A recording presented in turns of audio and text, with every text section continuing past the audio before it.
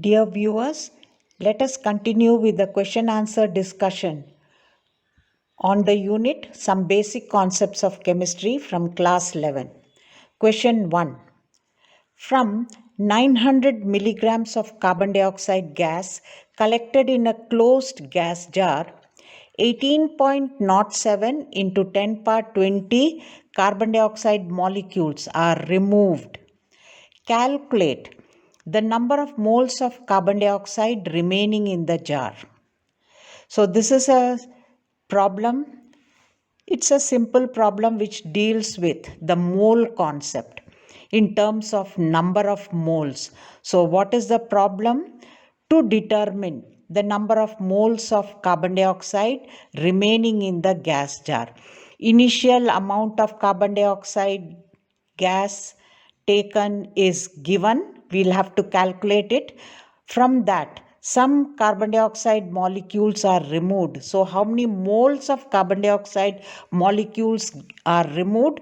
We need to calculate. Therefore, we will arrive at the answer, that is the number of moles of carbon dioxide remaining in the jar. So first step, we need to calculate the number of moles of carbon dioxide molecules in 900 milligrams of it. We know that the number of moles is given as mass of carbon dioxide gas in grams divided by its gram molar mass. Molar mass of carbon dioxide is 44 grams per mole, and the mass of carbon dioxide taken is 900 milligrams. That needs to be converted to grams. So we know that 1 gram is equal to 1000 milligrams. So 900 milligrams will be equal to how many grams? 900 divided by 1000. This is the mass of carbon dioxide gas taken, divided by molar mass, which is 44. We get the answer as 0.0205.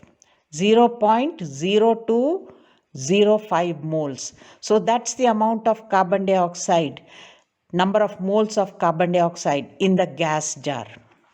Next, coming to calculation of number of moles containing 18.07 into 10 power 20 molecules. Why? Because these many molecules of carbon dioxide have been removed from the gas jar. We use the equation, that is 6.022 into 10 power 23 molecules of carbon dioxide are present in 1 mole of carbon dioxide gas. Therefore, 18.07 into 10 power 20 molecules will be equal to how many moles? That is 18.07 into 10 power 20 into 1 divided by 6.022 into 10 power 23, which works out to be equal to 0.003 moles. What is this 0.003 moles? The number of moles of carbon dioxide removed from the gas jar. Hence, number of moles of carbon dioxide remaining in the jar would be the number of moles present initially. What is it? 0.0205 minus the number of moles of carbon dioxide removed. What is it? 0.003. So when we subtract it, we get it as 0.0175 mole. So that many moles of carbon dioxide gas will remain in the gas jar. Question number 2. A given mass of a hydrocarbon on complete combustion produced 220 grams of carbon dioxide and 108 grams of water. What is the molecular formula of the compound? So, the problem is given where a hydrocarbon on oxidation produces 220 grams of carbon dioxide gas and 108 grams of water vapor. Using this, we need to calculate the molecular formula of the hydrocarbon. Options are given. We have to choose the right option. So, in this case, the problem can be divided into two parts. First, calculate the number of moles of carbon dioxide gas and water vapor produced, H2O steam produced. Already such type of problem was dealt with in the first video. That is, let us assume that the molecular formula of the hydrocarbon is CXHY. We don't know the value of X and neither do we know the value of Y. Using the given data, we need to find out what is X and what is Y. Just recollect the general equation for the combustion of a hydrocarbon. It is given as CXHY plus X plus Y by 4 O2 gives XCO2 plus Y by 2 H2O. I suppose you are familiar with this equation. I had mentioned the reference page number also in the previous video. So, we know the general equation for the combustion of a hydrocarbon. Now, we have to determine the number of moles of carbon dioxide and water produced during the combustion reaction. How? By using the mathematical expression mass of carbon dioxide gas by its molar mass, which is 220 by molar mass 44, which is 5 moles. Therefore, 5 moles of carbon dioxide gas is produced on combustion of CXHY moles of the hydrocarbon. Next, what is the number of moles of water produced? Mass of water by its molar mass, which is 108 divided by 18, its molar mass, which comes out to be 6 moles. 6 moles of water molecules are produced.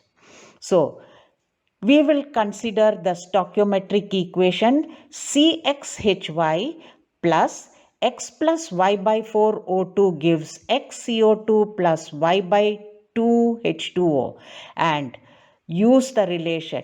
We know that 1 mole of CXHY produces X moles of carbon dioxide and Y by 2 moles of water. That is from this balanced stoichiometric equation.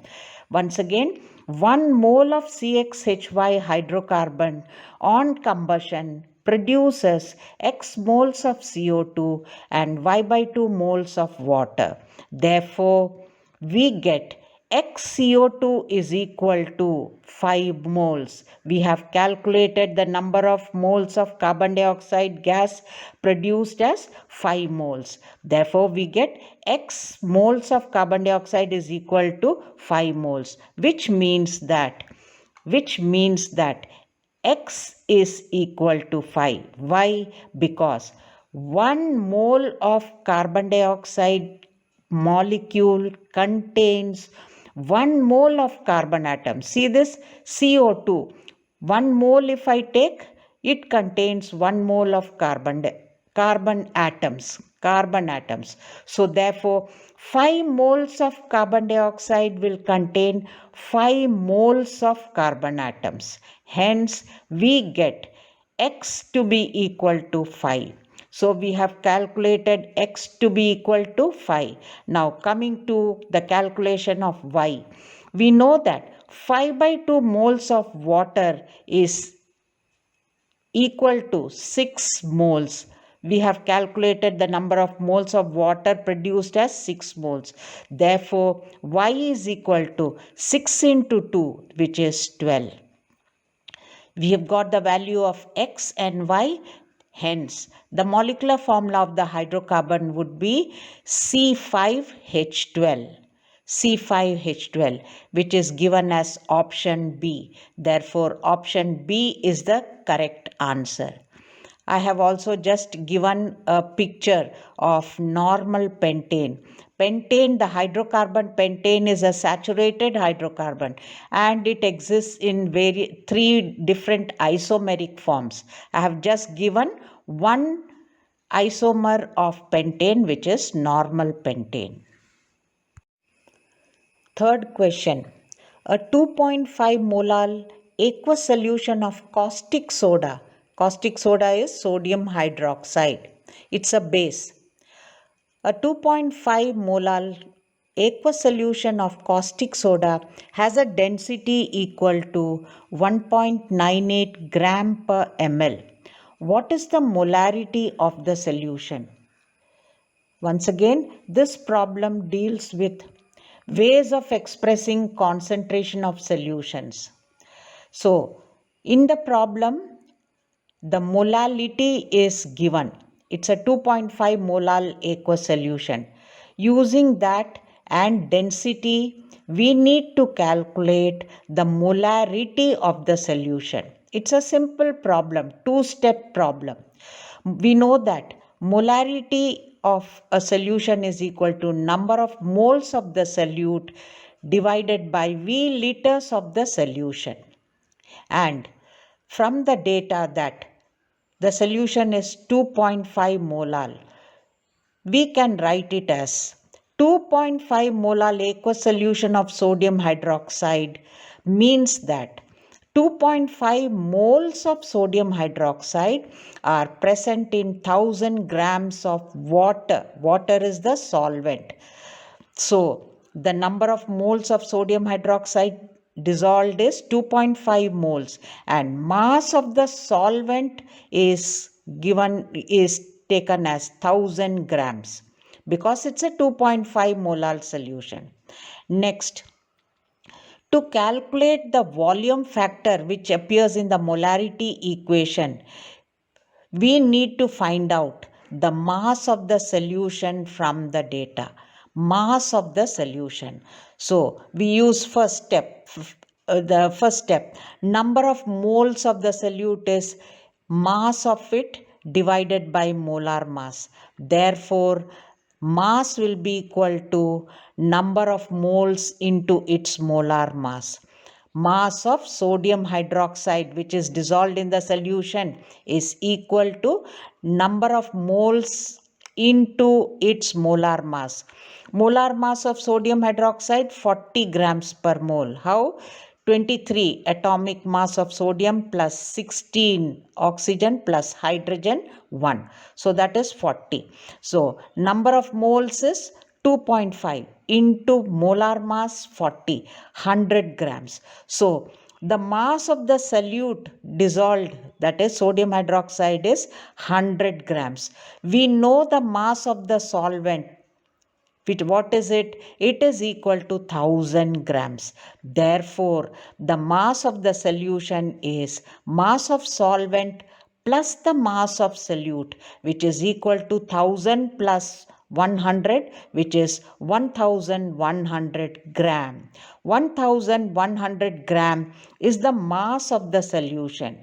Now, using the density factor, what is the density of the solution given as 1.98 gram per ml. Therefore, volume of the solution would be equal to mass of the solution divided by its density. What's the mass of the solution? 1100 grams divided by its density 1.98 gram per ml. Once you divide it, it works out to be equal to 555.56 ml. Therefore, the volume of the solution is found to be equal to 555.56 ml. Once you divide it by 1000, you get the volume of solution in liters. Therefore, molarity of the solution is equal to number of moles of sodium hydroxide 2.5 divided by 555.56 divided by 1000. That 1000 comes to the numerator. Therefore, on calculation, we get the molarity of the caustic soda solution to be equal to 4.499. Question number 4. The element nitrogen forms a number of oxides. In one such oxide, the percentage of nitrogen is 36.95. If the molar mass of the oxide is 76 grams per mole, what is its molecular formula? Atomic mass of nitrogen and that of oxygen is given in the problem, numerical. So, this is essentially a problem dealing with calculation of empirical formula and then on the molecular formula of the compound. You would have already done such type of problems. We have done one such type of problem. Now, why did I take this problem is because there is a small twist in the calculation of atomic ratio. I will explain that when I come to it. So, the first step in this problem involves calculating percentage of oxygen. Since it's an oxide, only two elements are there, nitrogen and oxygen. Percentage of nitrogen is given as 36.95. Therefore, percentage of oxygen is 100 minus 36.95, which is 63.05. Now, to calculate the empirical formula, we use the table.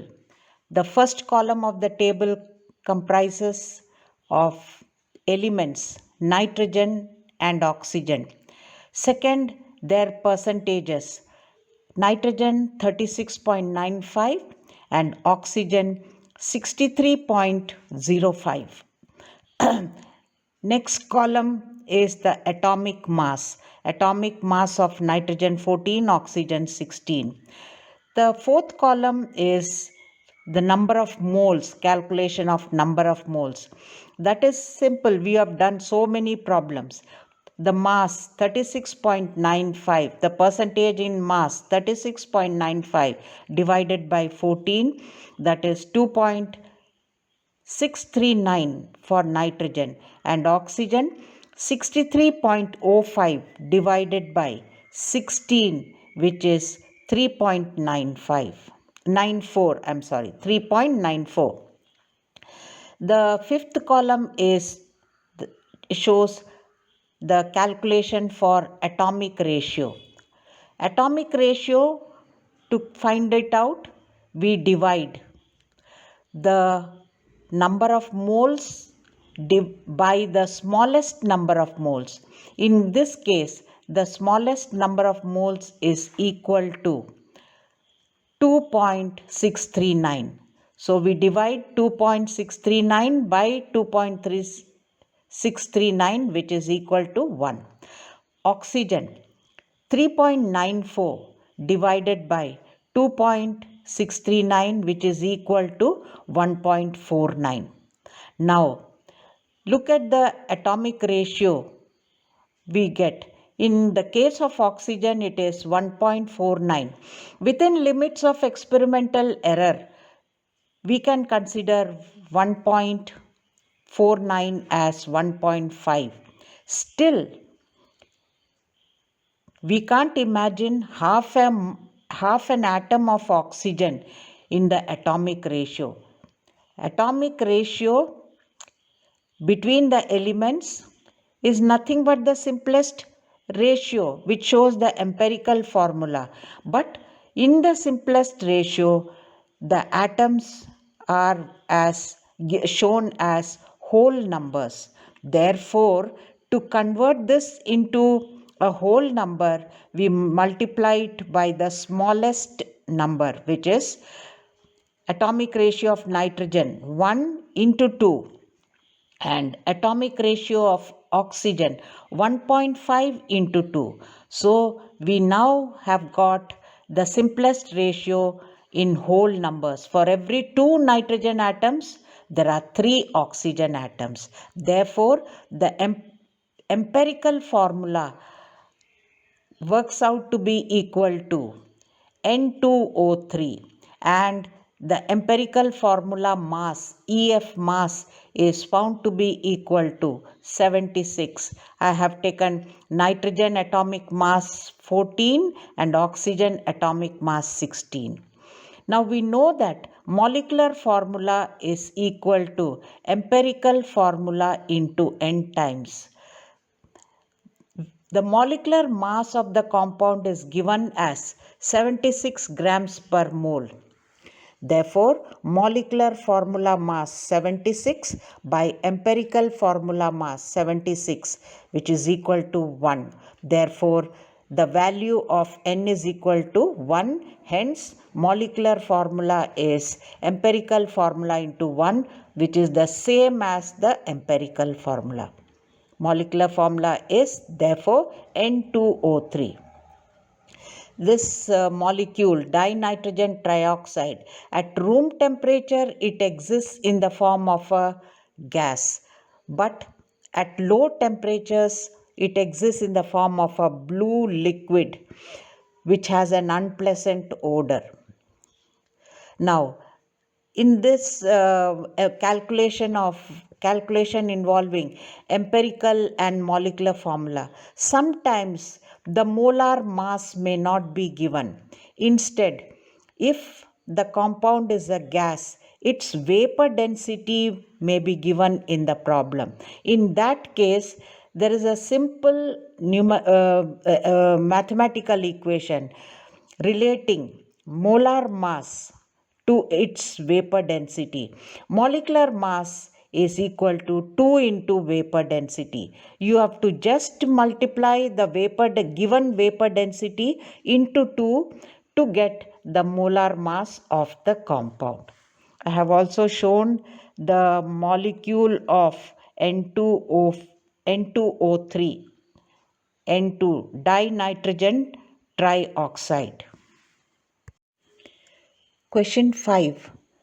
The mole fraction of solute in 1.75 molal aqueous solution is dash. 4 options are given: A, B, C and D. We have to work out and choose the correct option. Now, this problem deals with calculation of mole fraction based on the molality of the solution. It is given that the solution is 1.5 molal. Therefore, 1.75 molal. 1.75 molal solution means that 1.75 moles of the solute is present in 1000 grams of the solvent, which happens to be water in this case. Aqueous solution is given. So, the number of moles of the solute is 1.75.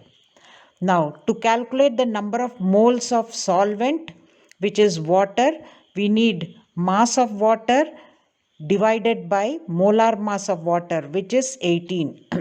What is the mass of water? 1000 grams. So, 1000 by 18, we get the number of moles of water as 55.55.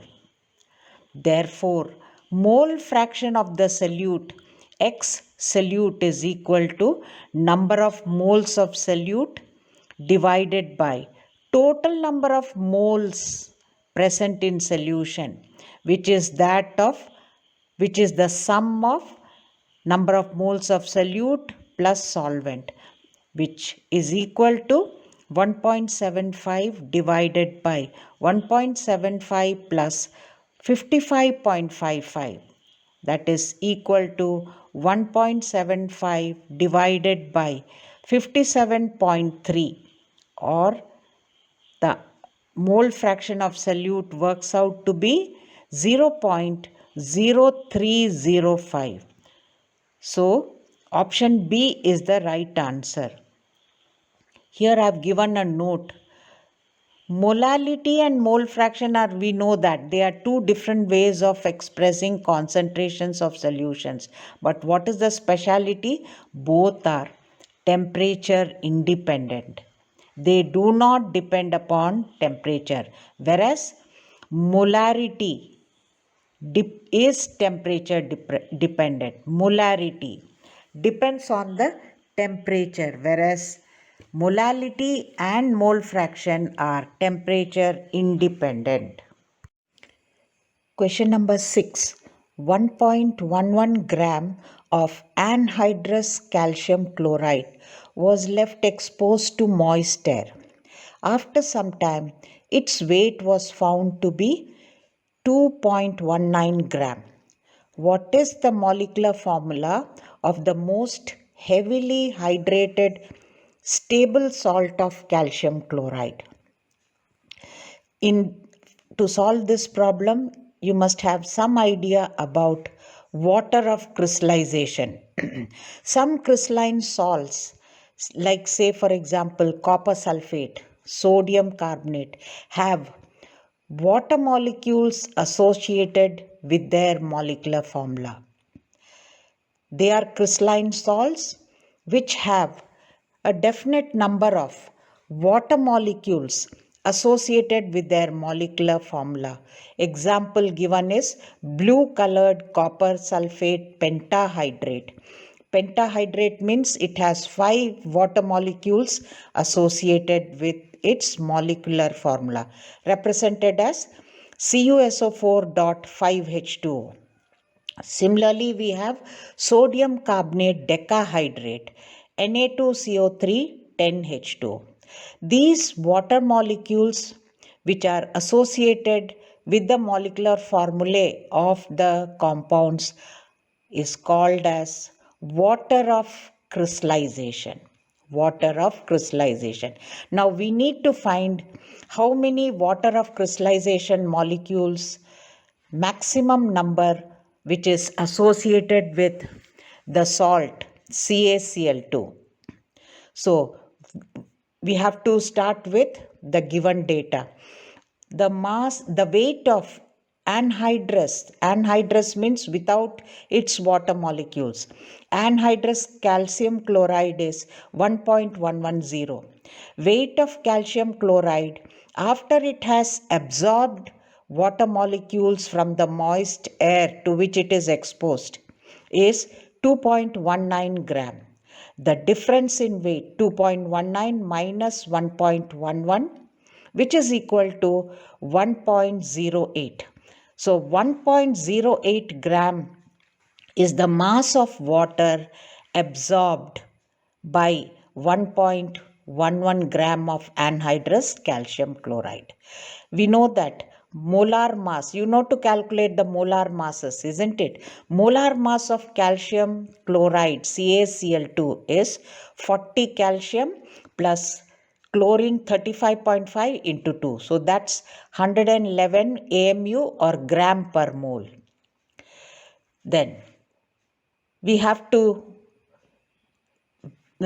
start with the statement that 1.11 gram of anhydrous calcium chloride combines with 1.08 gram of water to form the maximum hydrated salt.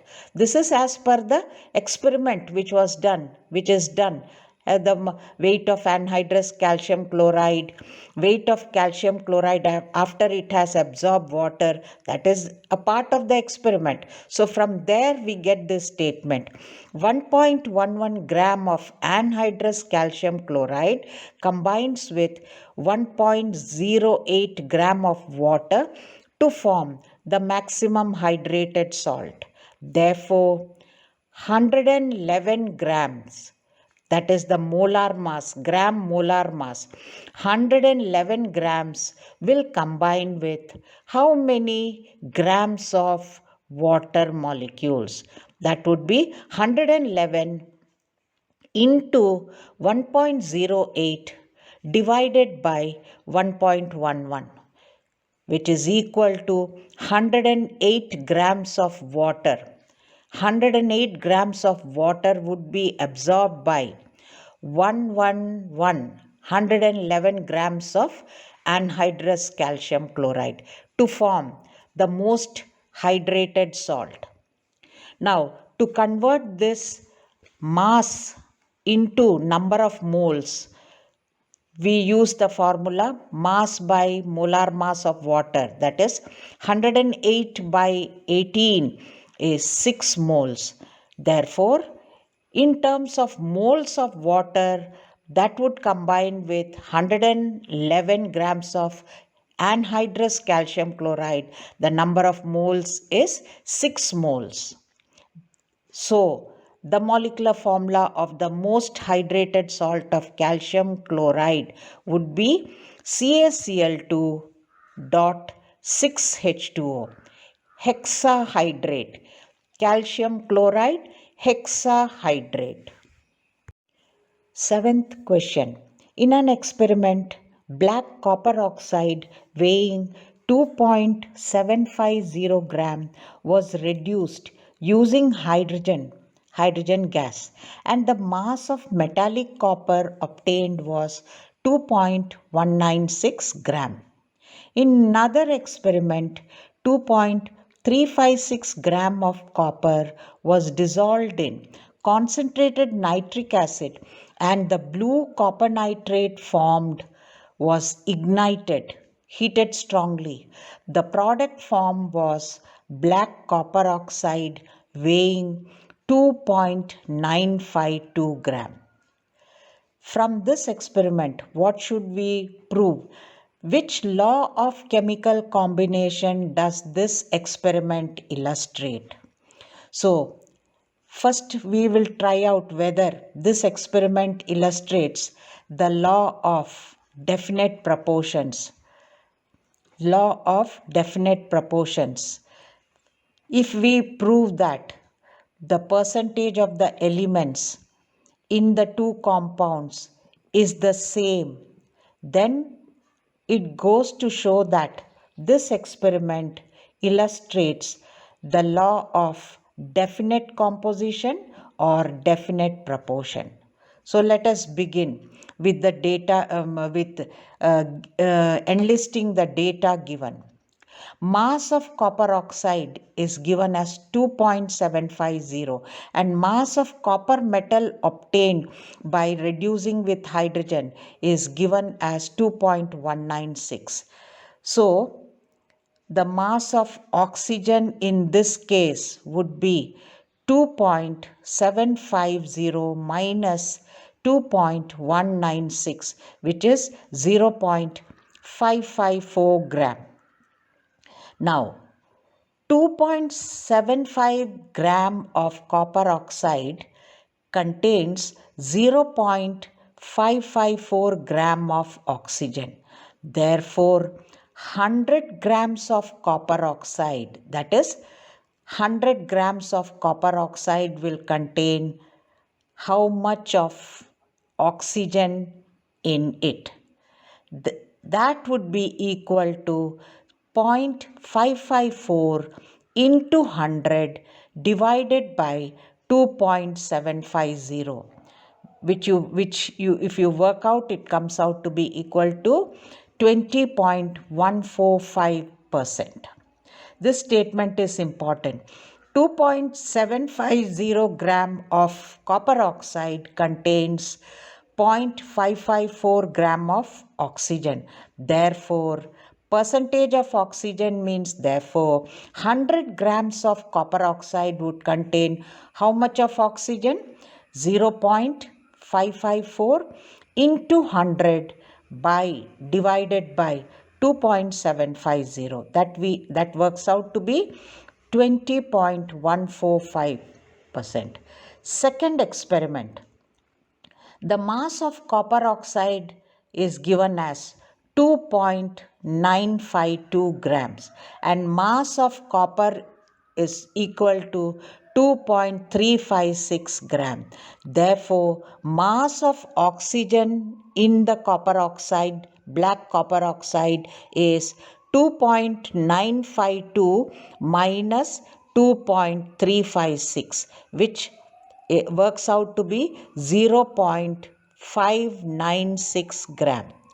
Now, 2.952 gram of copper oxide contains 0.596 grams of oxygen.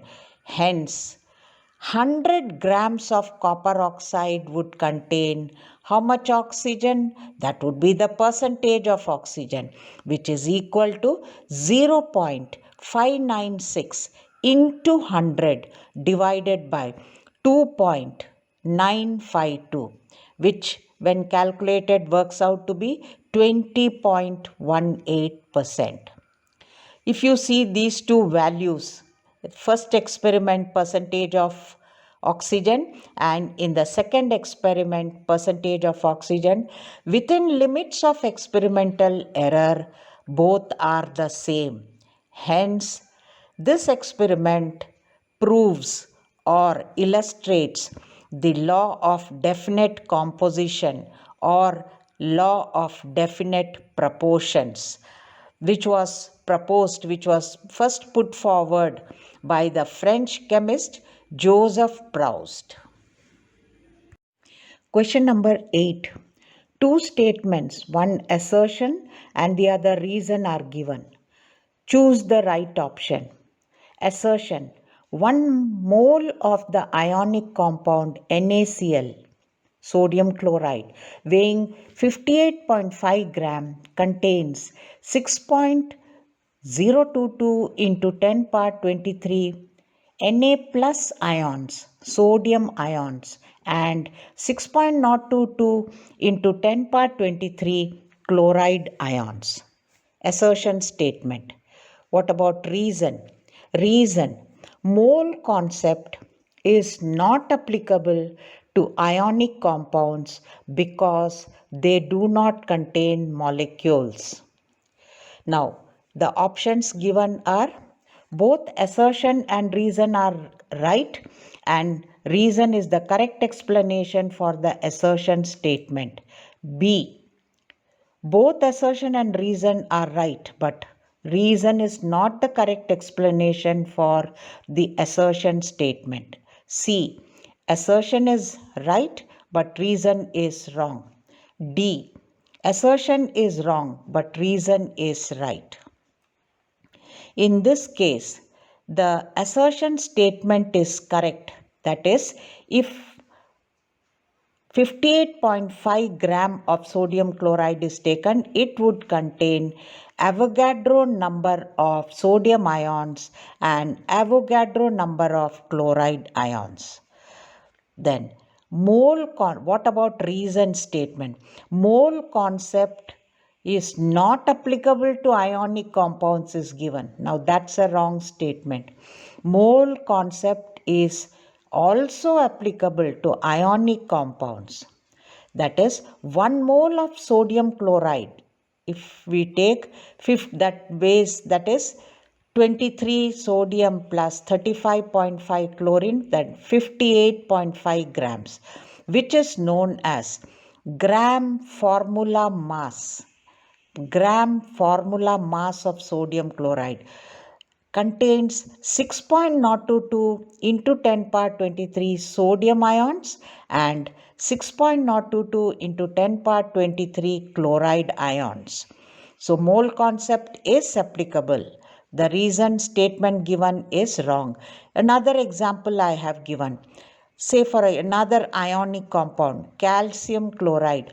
1 mole of anhydrous calcium chloride weighs 111 grams. That is the gram formula mass of calcium chloride. And it would contain 6.022 into 10 power 23 calcium ions and 2 into 6.022 into 10 power 23 chloride ions, because there are 2 chloride ions in calcium chloride. Therefore, option C is the right answer. Question number 9. If a gaseous mixture contains hydrogen and oxygen gases in the ratio 1:6, mass by mass, what would be the molar ratio of the two gases in the mixture? The options given: 6 is to 1 is A option. B. 8 is to 3. C option. 4 is to 1. D. 10 is to 1. So we need to find out the ratio between number of moles of hydrogen is to oxygen. The number of moles of H2 is to oxygen in the gaseous mixture. Now, it is given in the problem that the ratio between the masses of hydrogen and oxygen is equal to 1 is to 6. So, let us assume that the mass of hydrogen gas is X. Then the mass of oxygen would be 6X. Hence, number of moles of hydrogen gas would be its mass by its molar mass, which is X by 2. And number of moles of oxygen gas would be its mass, which is 6X, divided by its molar mass, 32.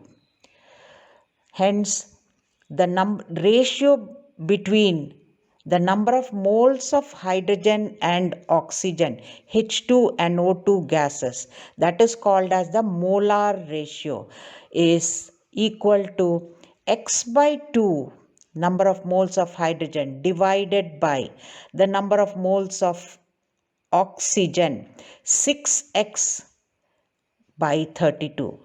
X by 2 divided by 6X by 32.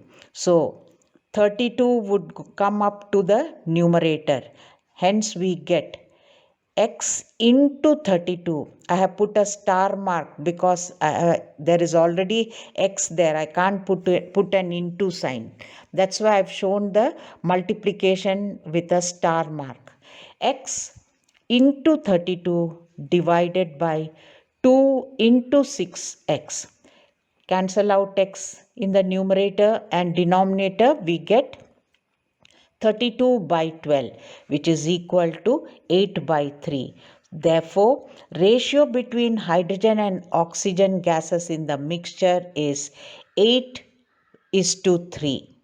Option B is the correct option. In the same slide, I have put question number 10 also because it's a simple question. Calculate the number of moles of magnesium phosphate Mg3PO4 twice, which will contain 0.66 moles of magnesium atoms. If you look at the molecular formula of magnesium phosphate, Mg3PO4 twice, one molecule of magnesium phosphate contains 3 atoms of magnesium. In terms of moles, the same thing we can state as 3 moles of magnesium atoms. Instead of one molecule, we are now talking in terms of moles. 3 moles of magnesium atoms are present in 1 mole of magnesium phosphate. So therefore, 0.66 moles of magnesium atoms will be present in how many moles of magnesium phosphate? That would be equal to 0.66 into 1 mole divided by 3 moles of magnesium. So that comes out to be 66 by 300, which is 0.22 moles of magnesium phosphate. Hence, 0.22 moles of magnesium phosphate would contain 0.66 moles of magnesium atoms. Question number 11. 100 grams of butane is C4H10, of molar mass 58 grams per mole undergoes complete combustion in 900 grams of oxygen gas. The mole fraction of carbon dioxide gas in the resulting mixture is equal to Y into 10 power minus 2. Find out the value of y. This problem is based on, or rather the calculations are based on stoichiometric equation. In this case, it is given that the specified quantity of butane 100 grams, it undergoes complete combustion. So first we need to calculate the number of moles of butane and number of moles of oxygen gas because their masses are given. Number of moles of butane 100 by its molar mass by molar mass, which is 1.72 moles, and number of moles of oxygen 900 by its molar mass 32, 28.13. Now the combustion reaction can be represented by the stoichiometric equation as C4H10 plus 6.5 O2. 6.5 O2 I have written as 6.5 O2 gives 4 CO2 plus 5 H2O.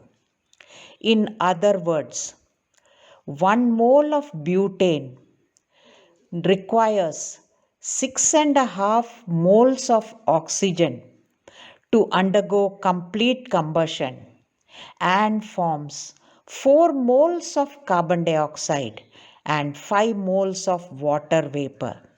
Now, at the beginning of the reaction, the combustion reaction has not yet begun. At time t, that is shown as time t0, what would be the number of moles of butane? 1.72. What would be the number of moles of the other reactant oxygen? We have calculated it 28.13. The reaction has not yet begun. Therefore, the number of moles of carbon dioxide and water vapor would be 0.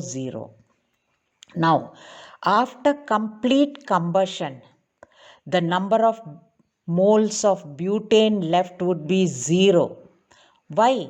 Because it has been completely consumed in the combustion reaction. Now, how to calculate the number of moles of oxygen gas left? We need number of moles to calculate the mole fraction. That's why we need the number of moles of oxygen, carbon dioxide and water vapor. So, how to calculate the number of moles of oxygen left?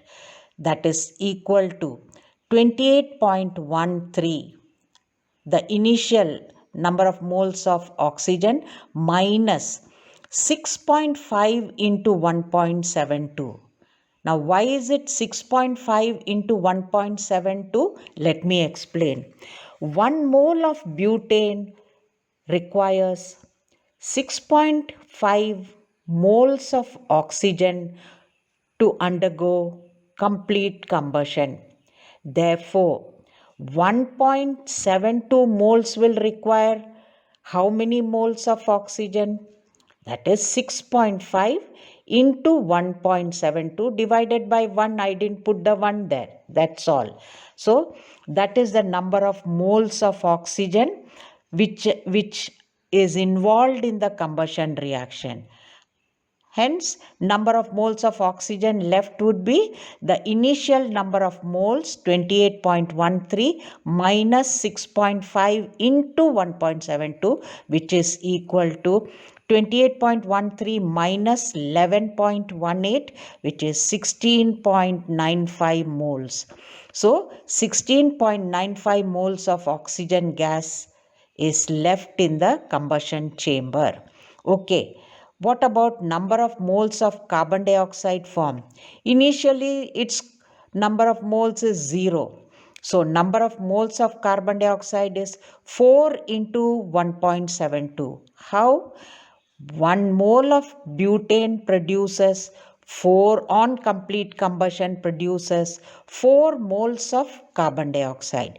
Therefore, 1.72 moles of butane on complete combustion would produce 4 into 1.72, that is 6.88 moles of carbon dioxide gas. Similarly, we can calculate the number of moles of water vapor formed. That is 1 mole of butane on complete combustion produces 5 moles of water vapor. Therefore, 1.72 moles will produce how many moles of water vapor? 5 into 1.72 divided by 1. That 1 is not shown. That is equal to 8.6. So we have now got number of moles of oxygen gas left, number of moles of carbon dioxide and water vapor formed as a result of the combustion reaction. Therefore, total number of moles present in the chamber would be 16.95 number of moles of oxygen plus 6.88 number of moles of carbon dioxide plus 8.6 number of moles of water, which is equal to 32.43 moles. Therefore, mole fraction of carbon dioxide formed would be number of moles of carbon dioxide divided by total number of moles. You know the mathematical expression for mole fraction calculation. So number of moles of the component divided by total number of moles. What is the total number of moles of carbon dioxide? 6.88 divided by what is the total number of moles? 32.43. If you work it out, it is found to be 0.212. That is the number of moles. That is the mole fraction of carbon dioxide in the chamber. Now, it is given in the problem that this mole fraction is equal to y into 10 power minus 2. So, therefore, equating y into 10 power minus 2 is equal to 0.212. Hence, y is equal to 0.212 divided by 10 power minus 2. 10 power minus 2, when it comes to the numerator, it would become 10 power 2. So, 0.212 into 10 power 2 is 21.2. Hence, the value of y is 21.2. In this, I have shown a molecule, a model of butane molecule C4H10. Question number 12. Two elements X and Y combine to form two compounds. The percentage by mass of X present in the two compounds are 22.54% and 14.88% respectively. Which law of chemical combination does this experiment illustrate? Write the formulae of the two compounds formed by combination of X and Y. So, this is an experimental verification of the laws of chemical combination. So, if you look at the data given, percentage of X is given in both the compounds. Therefore, 100 minus that, because there are only two elements, 100 minus this percentage would give you the percentage of Y. So let's start the working out the problem. First compound, percentage of X is given as 22.54. Hence, percentage of Y would be equal to 100 minus 22.54, which is 77.46%. Now, according to this data, 22.54 grams of X combines with 77.46 grams of Y. Therefore, we will fix the mass of X, the mass of X, and see the mass of y which combines with a fixed mass of x. Here you can fix the mass of x as 100 grams also, or because percentage is given, therefore I will fix up the mass of x as 1 gram.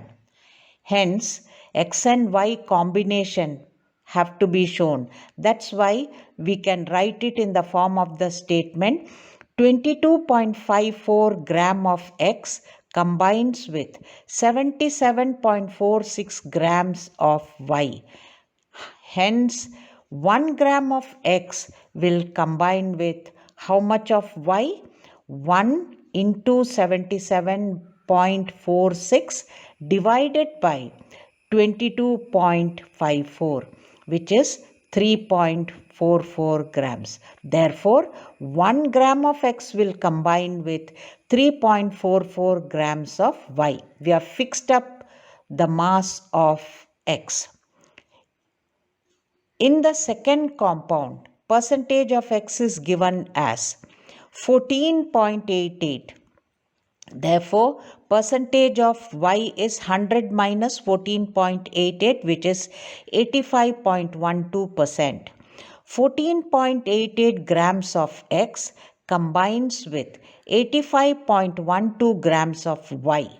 Therefore, 1 gram of x, remember we have fixed up the mass of x, 1 gram of x which will combine with how many grams of y?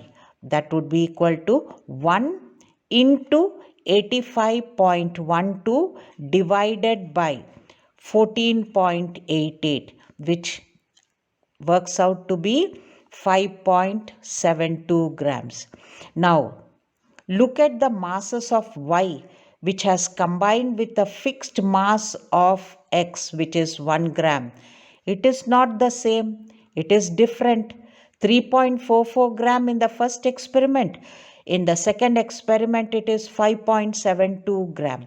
Therefore, this experiment does not illustrate the law of definite proportions. Hence, let us try whether it is an experimental evidence for the law of multiple proportions. We will find the ratio of masses of y which combine with a fixed mass of x. What is the mass of x fixed? 1 gram. In the two compounds formed by x and y. So, the ratio of masses of y which has combined with 1 gram of x in the two compounds is 3.44 is to 5.72. That's the ratio. Now, divide the ratio, I have marked it as 1. Divide this ratio given by 1 equation divided by 3.44. Therefore, 3.44 divided by 3.44 is 2. 5.72 divided by 3.44, which is, I have simplified the ratio now to 1 is to 1.66. That's the second ratio we have got. Now, to convert this ratio into whole number, multiply both the ratios by 2. Multiplying by 3. By 2 you cannot convert. So multiplying the two ratios by 3, we get the whole number ratio as 1 into 3 is 3 is 2. 1.66 into 3 is 4.98. Within limits of experimental error, 4.98 is definitely 5. We can say it is equal to 5. Therefore, the ratio between the masses of y which has combined with a fixed mass of x is 3 is to 5. Remember, we have fixed up the mass of x. That ratio is 3 is to 5.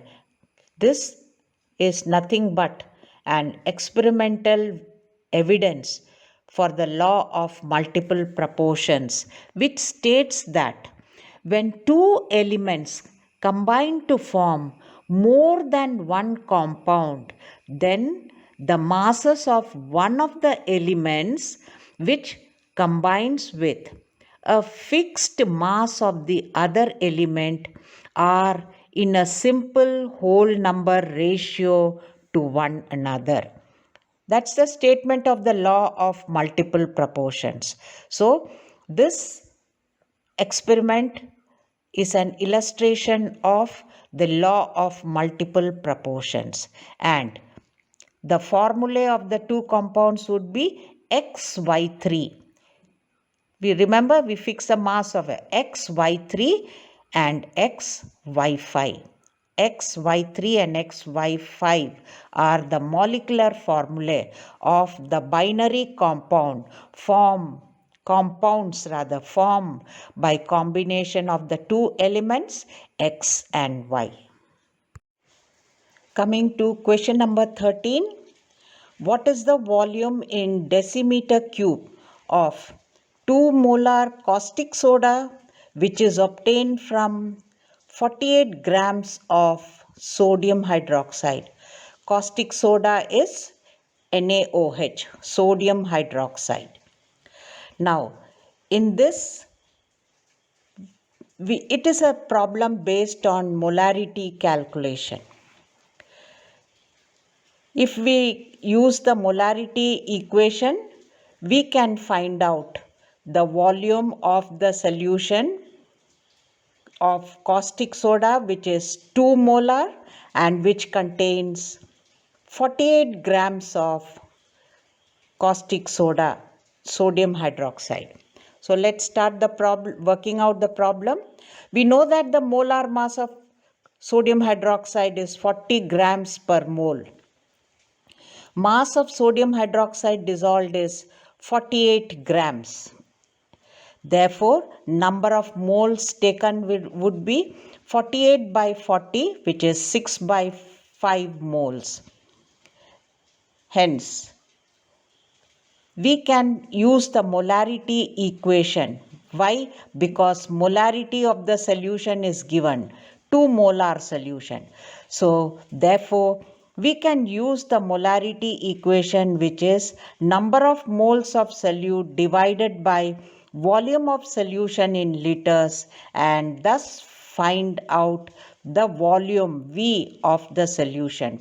Therefore, molarity is equal to 2 is equal to 6 by 5 into V. Hence, V is equal to 6 by 5 into 2. 5 into 2, 10. 6 divided by 10 is 0.6 liter, which is equal to 0.6 decimeter cubed, because 1 liter is equal to 1 decimeter cubed. So that's the answer. The volume of the solution, which is 2 molar caustic soda, obtained by dissolving 48 grams of it, is equal to 0.6 decimeter cubed. Take question number 14. The number of molecules present in 20 grams of a substance is 6.022 into 10 power 22. The molarity of a solution containing 10 grams of the same substance in 2 liters solution is dash. Options given are A 0.042, B 0.025, C 0.019, and D option is 0.0166. Now, it's a problem which is based on calculation of number of moles and therefore molar mass. Once we know the molar mass of the substance, it is possible to calculate the molarity, because the substance taken here is unknown. Therefore, we have to use the given data and calculate the molar mass. We know that 6.022 into 10 power 23 molecules of sodium hydroxide is equal to 1 mole. Therefore, 6.022 into 10 power 22 molecules would be equal to how many moles? The equation is number of moles is equal to the number of molecules, which is 6.022 into 10 power 22 divided by 6.022 into 10 power 23. I hope you have understood this part. How did we come to this equation? We know that Avogadro number 6.022 into 10 power 23 molecules is equal to 1 mole. Therefore, 6.022 into 10 power 22 molecules would be equal to how many moles? That equation is number of molecules, which is 6.022 into 10 power 22 divided by 6.022 into 10 power 23. There is yet another equation which can be used to calculate number of moles. Why? Because mass of the substance is given as 20 grams. So, mass of the substance divided by molar mass of the substance. Molar mass of the substance is the unknown quantity. Therefore, using this relation, 6.022 into 10 power 22 divided by 6.022 into 10 power 23 is equal to 20 grams mass of the substance divided by m, the molar mass of the substance. Hence, molar mass would be equal to, cancelling the 10 power 23, 22 we get, and 6.022 also can be cancelled. We get molar mass is equal to 20 into 10, which is 200 grams per mole. Now, calculation of molarity becomes easy for us. Therefore, molarity of the solution containing 10 grams of that substance whose molar mass is 200 would be equal to 10, the molarity of the substance containing 10 grams, one more quantity, in 2 liters. The volume of the solution is also mentioned, 2 liters, would be equal to mass in grams, 10 divided by its molar mass, 200. This many number of moles are present in 2 liters. Therefore, molarity of the solution would be 10 divided by 200 into 2. 10 divided by 200 into 2, because volume is already given in liters, which is equal to 1 by 40 or 0.025. Hence, molarity of this solution is equal to 0.025. Option B is correct. 15th question. Pig iron is produced by reduction of magnetite Fe3O4 using carbon monoxide gas, CO gas, as the reducing agent. The reaction occurring is given as Fe3O4 plus 4CO gas gives 3 Fe solid, that is pig iron, plus 4CO2 gas. The data given is 9.28 kilogram of Fe3O4, that is magnetite, is reacted with 5.04 kilogram of carbon monoxide at 840 Kelvin. 1. Identify the limiting reactant. 2. What will be the mass of pig iron obtained? Given molar mass of Fe3O4 is 232 AMU, atomic mass of iron is 56 AMU, grams per mole or AMU, and molar mass of carbon monoxide is 28 AMU. When we look at this problem, we know that there are two parts to it.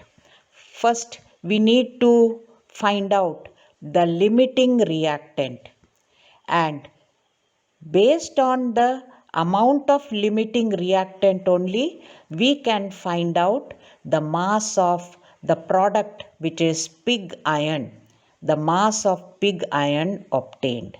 So, let us first start with the stoichiometric equation.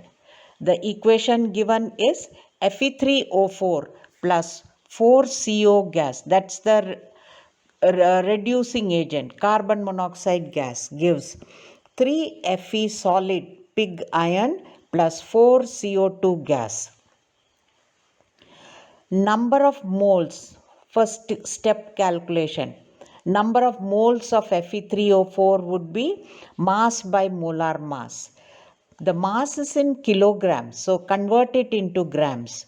9.28 into 1000, that many grams, divided by molar mass of Fe3O4, 232, which becomes equal to 40 moles. So number of moles of Fe3O4 magnetite taken is 40 moles. Now, reducing agent, what is the number of moles of carbon monoxide? Its mass, which is 5.04 kilograms into 1000, that many grams, divided by its molar mass 28, which is equal to 180 moles.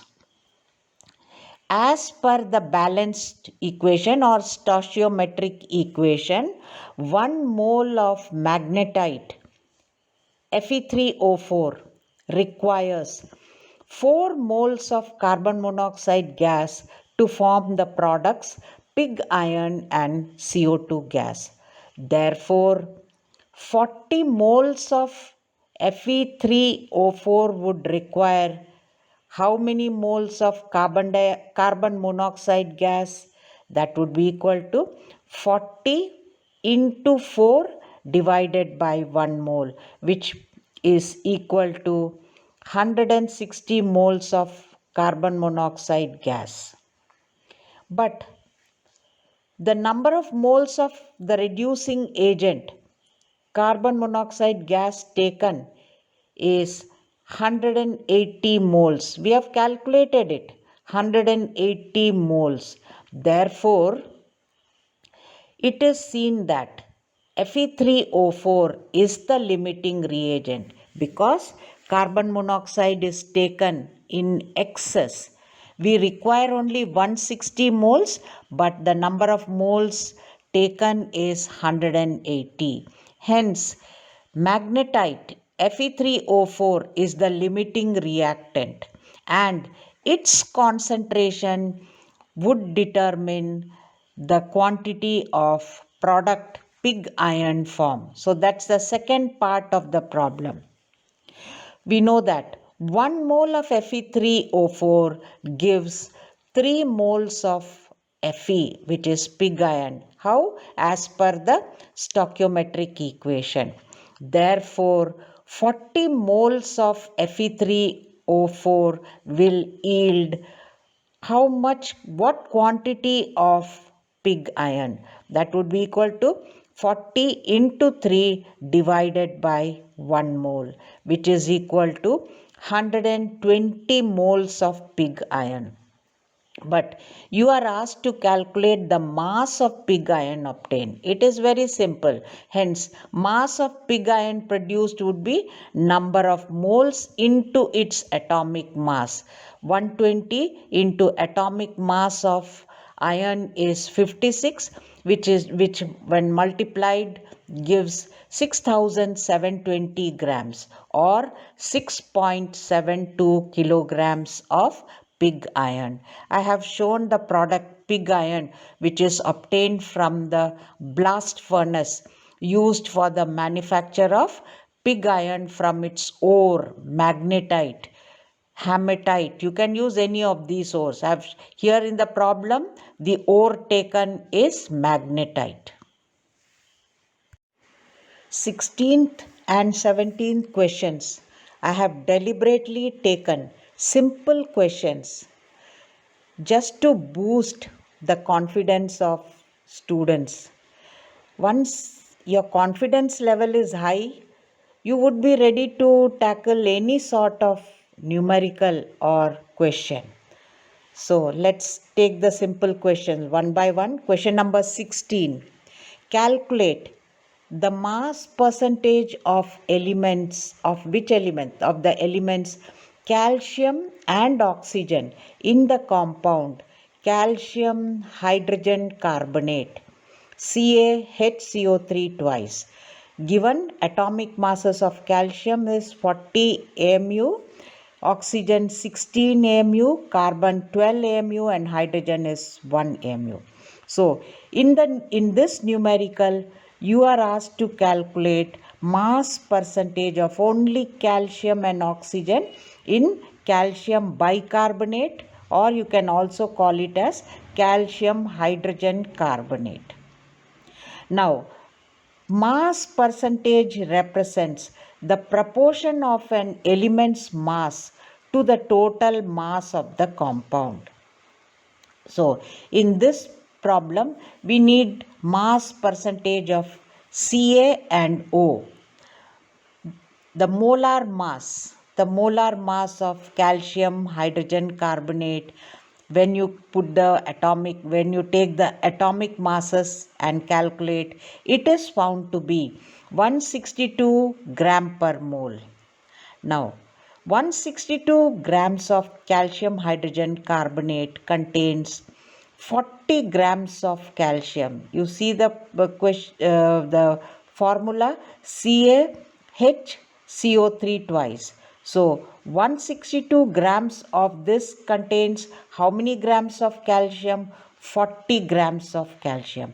Therefore, mass percentage means 100 grams of calcium bicarbonate will contain how many grams of calcium?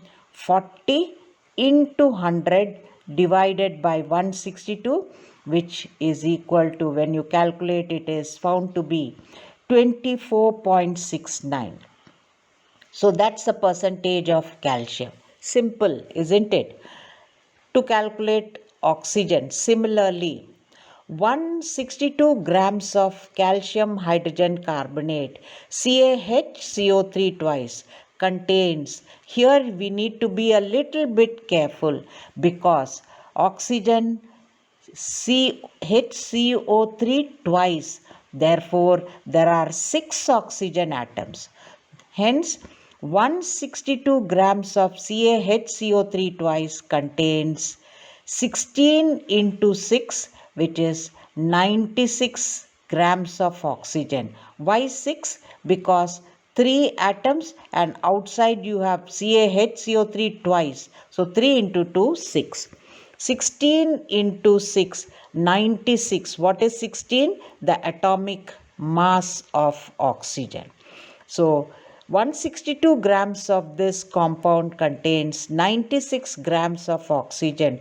Therefore, 100 grams of the bicarbonate would contain how many grams of oxygen? 96 into 100 divided by 162, which is 59.26. That's all. The problem has been solved. Mass percent of calcium is 24.69 and mass percentage of oxygen is 59.26. Take question number 17. What is the mass of sodium carbonate needed to make 750 ml of 0.58 molar aqueous solution? Given molar mass of sodium carbonate is 106 gram per ml. Molar mass is given as 106 gram per mole. There was a mistake, I corrected it. 106 gram per mole. Therefore, you need to calculate mass of sodium carbonate, which is needed to make a definite volume of the solution. What is the volume? 750 ml. And what is its molarity 0.58 molar solution is required for some experiment maybe. Therefore, we start with 0.58 molar aqueous solution. What does it mean? 0.58 molar solution of sodium carbonate means that 0.58 moles of sodium carbonate is present in 1000 ml of the solution. Therefore, how many moles of sodium carbonate would be present in 750 ml of the solution? That is equal to 0.58 into 750 by 1000, which is equal to 0.435 mole. That is the number of moles of sodium carbonate present in 750 ml of the solution. But you are asked to find out the mass of sodium carbonate. Again, a simple step, just like in the previous case. Molar mass of sodium carbonate is 106 grams per mole. Therefore, mass of sodium carbonate required would be number of moles into molar mass, which is 0.435 into 106, which is 46.11 gram. Therefore, 46.11 gram of sodium carbonate is needed to make 750 ml of 0.58 molar aqueous solution. 18th question. Given below are four statements. Identify two of the correct statements. Statement A. Gay-Lussac's law of combining volumes states that whenever gases undergo a chemical reaction, they do so in volumes which bear a simple ratio to one another, irrespective of the temperature and pressure at which the volumes are measured. So, statement A deals with Gay-Lussac's law. B. The law of definite proportions is the same as the law of multiple proportions. C. In case of ionic compounds like NaCl, KNO3, we can only calculate their formula mass because they can be represented as formula unit and not by molecular formula. D. The mass of one atom of carbon 12 isotope is 1.99 into 10 power minus 23 gram. Now, if you look at these four statements, let us see the statement A.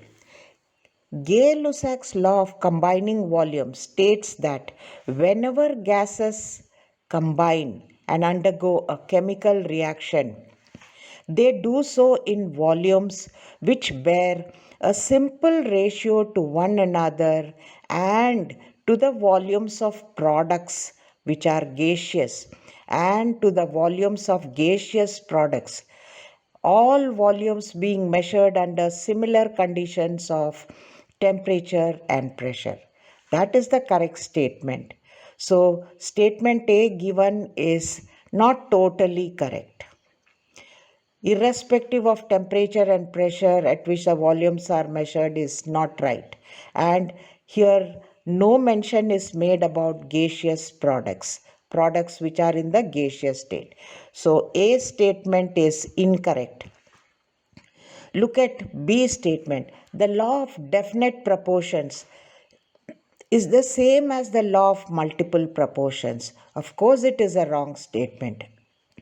Law of definite proportions or constant composition is an entirely different law, whereas law of multiple proportions is also of its own kind. Therefore, the two are not the same.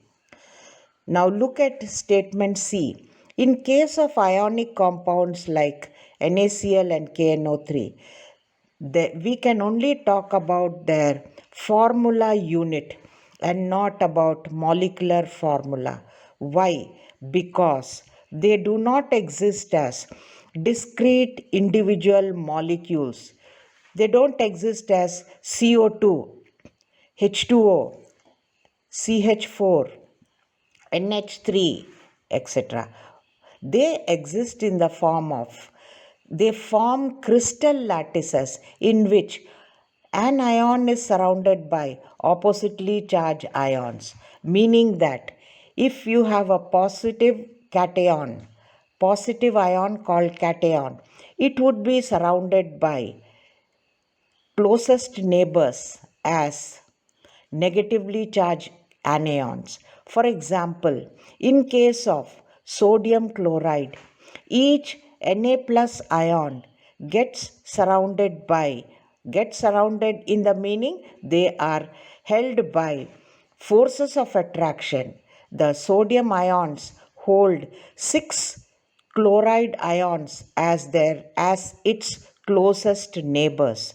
In the same manner, each chloride ion is also surrounded by or held by forces of attraction to 6 sodium ions. So, we cannot represent them by any molecular formula.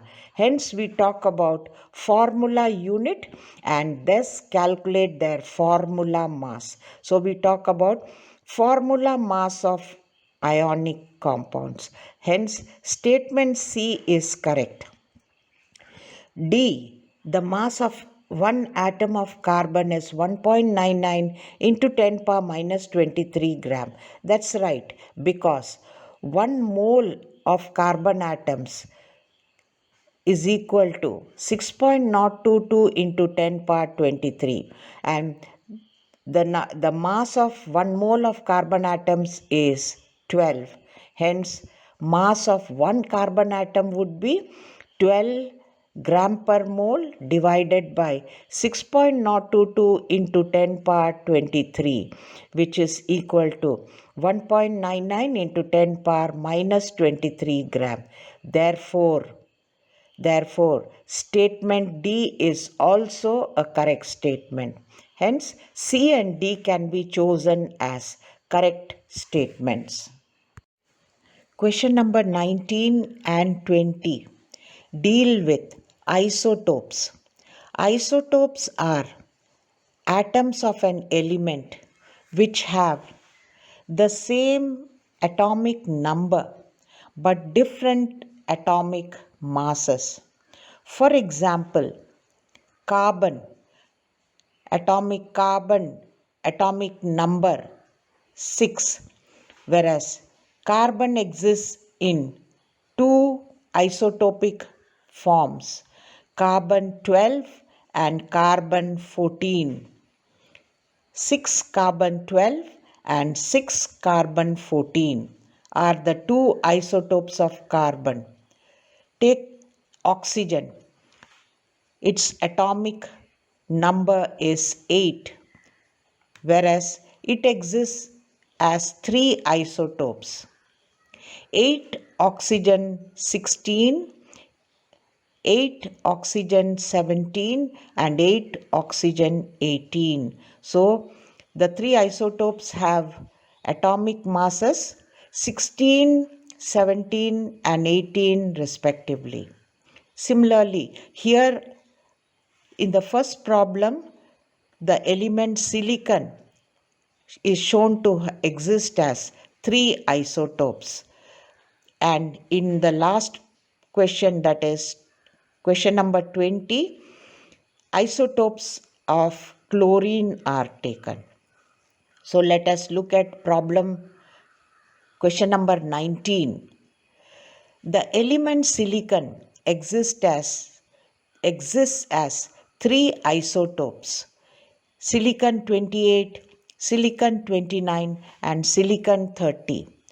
The relative abundance of these isotopes are: silicon 28 is present to the extent of 92.23% in nature, silicon 29 to the extent of 4.67%, and silicon 30 3.10%. What is the average atomic mass of silicon? There is a simple formula. You can directly substitute the values and calculate average atomic mass of silicon. What is to be done? Take the atomic mass given and multiply it with the relative abundance of that isotope. Thus, since there are three isotopes, we have three products, that is 28 into 92.23 plus 29 into 4.67 plus 30 into 3.10. Why plus? Because after multiplication of atomic mass into relative abundance of the three isotopes, you find their sum and divide by 100. Why divide by 100? Because the relative abundance is expressed as percentage.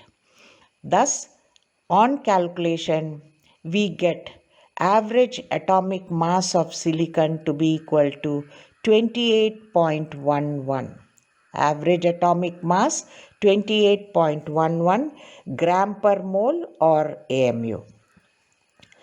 Question number 20. Another element which exists in different isotopic modifications is chlorine.